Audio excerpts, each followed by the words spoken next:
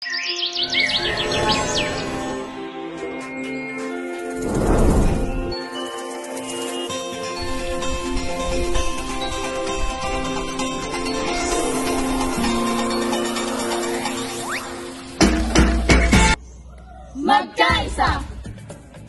Maghiusa!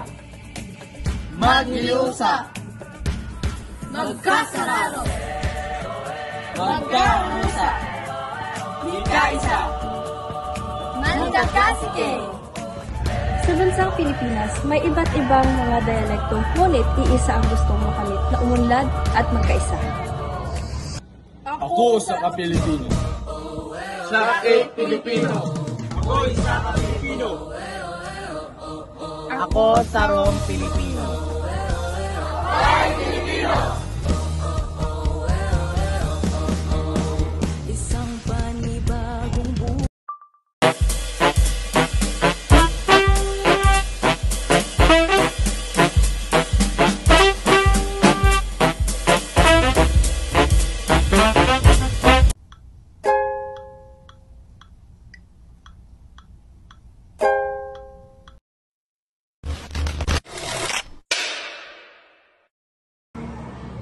Magandang araw po sa inyong lahat. Ako po si Wena Shane Lacbanis Pulmaran at sa ilang minuto ay nais kong magbahagi ng isang napakahalagang paksa, ang paglinang sa wikang Pilipino.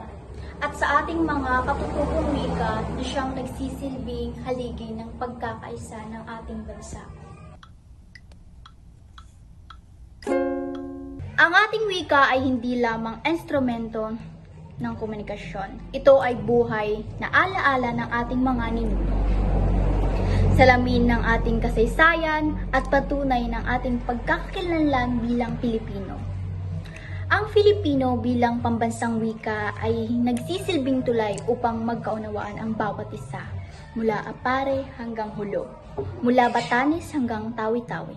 Ngunit higit pa rito, ang Filipino ay yumabong dahil sa mga katutubong wika. Tagalog, Cebuano, Ilocos, Waray, Kapampangan, at marami pang iba.